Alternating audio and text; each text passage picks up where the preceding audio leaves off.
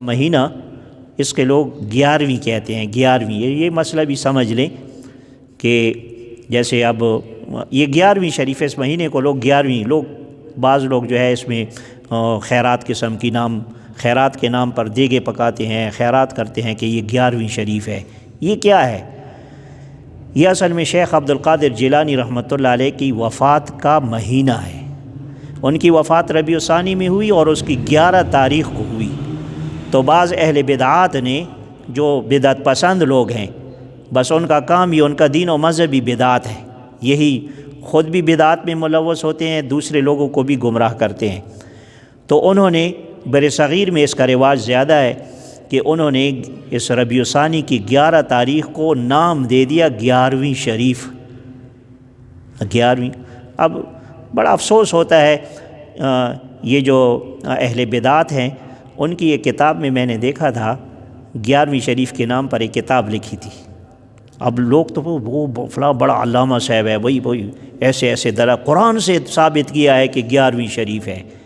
اس نے لکھا ہے کہ میں قرآن سے ثابت کرتا ہوں کہ 11ویں ہے۔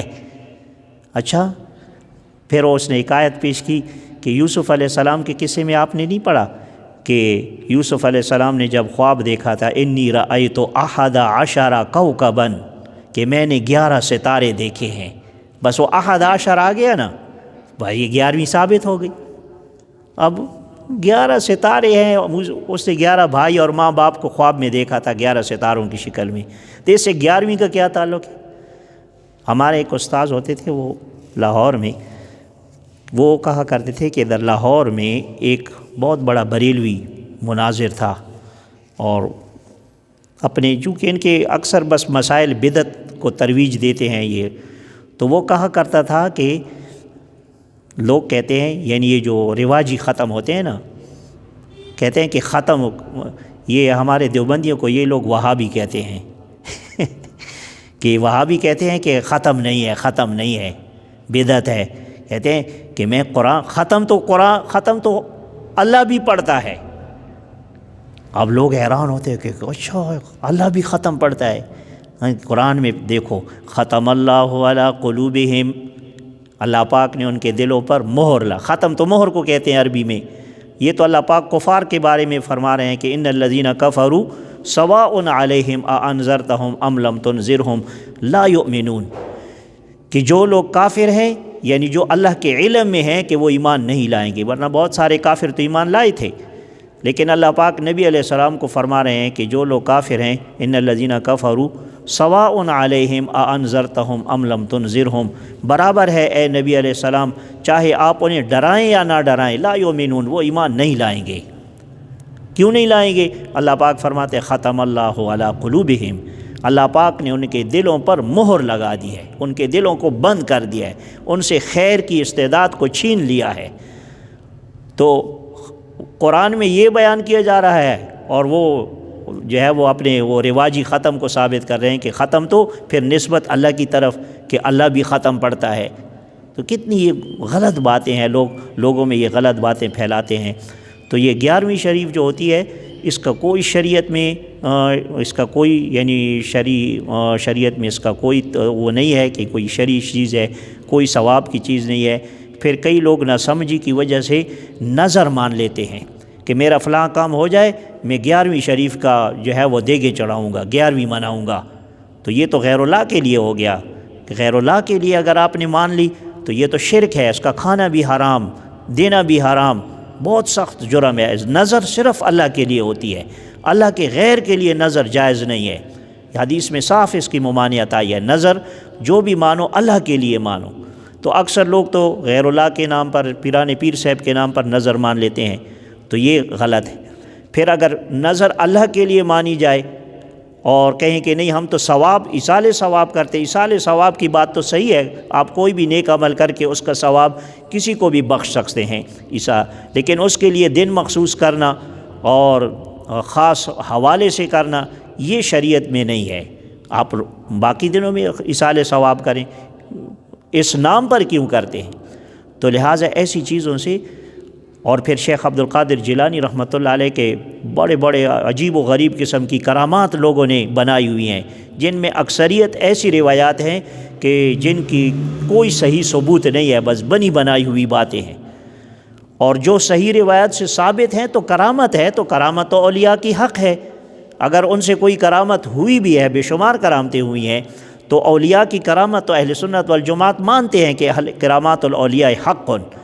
لیکن اس سے یہ عقیدہ بنا لینا کہ نہیں وہ صاحب کرامت ہے، وہ سب کچھ کر سکتے ہیں، ہماری بگڑی ہوئی بنا سکتے ہیں، یہ عقیدہ شرک کا عقیدہ ہے۔ یہ تو اللہ پاک نے کسی پیغمبر کو بھی اختیار نہیں دیا۔ کتنی مثالیں ہیں، نبی علیہ السلام چاہتے تھے کہ یہ سب لوگ مسلمان ہو جائیں، معجزے بھی دکھاتے تھے، لیکن جن کی قسمت میں ہدایت نہیں تھی، اللہ پاک نے جنہیں ہدایت نہیں دینی تھی انہیں ہدایت نہیں ملی۔ نبی علیہ السلام کے کتنے پیارے چچا ابو طالب، نبی علیہ السلام نے کتنی خواہش ظاہر کی کہ یہ مرتے وقت آخری وقت پر بھی صرف ایک مرتبہ کلمہ کہہ لے، حالانکہ ہمیشہ انہوں نے نبی علیہ السلام کی حمایت کی تھی، ہمیشہ نبی علیہ السلام کا خیال رکھا تھا، کبھی نبی علیہ السلام کو انہوں نے کوئی تکلیف نہیں پہنچائی، ٹھیس نہیں پہنچائی۔ اور آخری وقت بھی انہوں نے یہ تمنا کی کہ اگر مجھے یہ خوف نہ ہوتا کہ یہ لوگ مجھے طعنہ دیں گے کہ آخر میں اپنے بھتیجے کے دین کو قبول کر لیا جہنم کے خوف سے، اگر یہ بات نہ ہوتی بھتیجے تو میں تیری آنکھیں ٹھنڈی کر دیتا۔ تو اپنی اس غیرت میں اور حمیت میں اور جاہلیت والی غیرت میں پھنس کر رہ گئے اور ایمان نہیں لائے۔ نبی علیہ السلام بہت زیادہ غمگین تھے۔ اللہ پاک نے قرآن کی آیت نازل فرمائی تسلی دینے کے لیے کہ آپ کیوں پریشان ہوتے ہیں، اِنَّکَ لَا تَهْدِی مَنْ أَحْبَبْتَ وَلَٰكِنَّ اللَّهَ يَهْدِی مَن يَشَاءُ۔ آپ جسے چاہیں ہدایت نہیں دے سکتے، بس کہ اللہ جسے چاہتا ہے ہدایت دیتا ہے۔ تو لہٰذا آپ جو ذمہ تھا آپ نے ادا کر دیا، آپ نے پوری کوشش کر دی، آپ کو اس کا اجر بھی ملے گا۔ اب ایمان کوئی لائے یا نہ لائے اس سے آپ سے باز پرس نہیں ہوگی، یہ اللہ پاک جسے چاہتا ہے ہدایت دیتا ہے۔ تو بھئی پیغمبر کا معجزہ اس کے اختیار میں نہیں ہوتا، اللہ کی قدرت سے ظاہر ہوتا ہے۔ اسی طرح اولیاء کرام سے جو کرامتیں ظاہر ہوتی ہیں وہ اللہ کی قدرت سے ظاہر ہوتی ہیں، ان کے اپنے اختیار سے نہیں ہوتی۔ تو لہٰذا ہمیں عقیدہ صحیح رکھنا چاہیے۔ معجزات جتنے بھی انبیاء علیہ السلام سے ہوئے برحق ہیں، ہمیں ان پر یقین ہے، ایمان ہے۔ اسی طرح اگر اولیاء کرام کی کرامتیں ہوئی ہیں تو ہمیں ان پر یقین ہے، ایمان ہے، ہم مانتے ہیں۔ ہر مسلمان کا یہ عقیدہ ہے کہ کسی بھی ولی سے کوئی کرامت ظاہر ہو سکتی ہے، لیکن ساتھ یہ بھی عقیدہ رکھنا ہے کہ ان کے بس میں نہیں ہے کہ جب چاہیں جیسا چاہیں ایسا کر لیں، بلکہ یہ سب اللہ کے اختیار میں ہے، اللہ پاک جیسا چاہتے ہیں ویسے ہو۔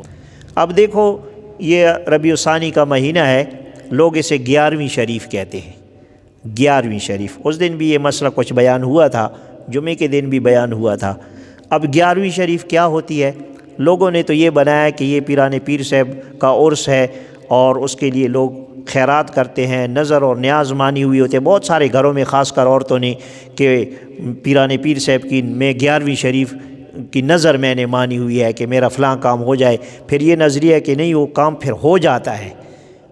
تو یہ گویا کہ پیران پیر صاحب کو مشکل کشا بنایا ہوا ہے، حاجت روا بنایا ہوا ہے، اس کے نام کی نظر و نیاز کی جا رہی ہے۔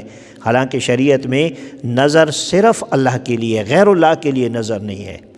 پیران پیر سے بہت بڑے اللہ کے ولی گزرے ہیں، صاحب کرامت گزرے ہیں، بڑی بڑی کرامتیں ان سے ظاہر ہوئی ہیں، لیکن اس کا یہ مطلب نہیں ہے کہ اب ان کو پوری دنیا میں تا قیامت ان کو اختیار حاصل ہے کہ ہر کسی کی بگڑی بنا دیتے ہیں، بگڑی ہوئی بنا دیتے ہیں، کسی کا کام نہ ہو تو وہ سیدھا کر دیتے ہیں۔ تو کوئی الہ تو نہیں ہے، وہ کوئی معبود تو نہیں ہے، یہ اختیار تو کسی پیغمبر کے پاس بھی نہیں ہے، تو اس کے پاس کہاں سے آ گیا؟ تو اس قسم کے عقیدے اور نظریے یہ گمراہ عقیدے ہیں، اور معاشرے میں ایسے لوگ موجود ہیں جو ان چیزوں کو پھیلاتے ہیں، اور اسی وجہ سے وہ پھر یہ 11ویں شریف کے نام پر جو ہے وہ خیرات کرتے ہیں، حالانکہ یہ نظر لغیر اللہ ہوتی ہے، غیر اللہ کے نام پہ نہ ہوتی ہے۔ تو ایسی چیزوں سے ہمیں بچنا چاہیے۔ اسلام میں، شریعت میں کسی کے نام کی نظر و نیاز وغیرہ کرنی جائز نہیں ہے، چاہے وہ کتنا بڑا بزرگ کیوں نہ ہو۔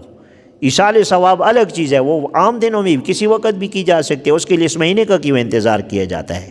آپ جب کبھی چاہیں اللہ کے نام پہ کوئی چیز دے دے، اس کا ثواب چاہے بزرگوں کی روح کو پہنچائیں یا اپنے عزیز و اقارب کو ایصال ثواب کریں، ثواب پہنچائیں، وہ الگ بات ہے۔ لیکن اس کے نام پر غلط بات کو ایک اچھا لیبل لگا دینا، بدعت کو جو ہے وہ سنت اور دین کا طریقہ بتا دینا، یہ طریقہ غلط ہے۔ تو ایسی گمراہیوں سے ہمیں اپنے آپ کو بچانا چاہیے۔ اللہ تبارک و تعالی ہم اور آپ سب کو قرآن و سنت کی تعلیمات پر عمل پیرا ہونے کی توفیق عطا فرمائے۔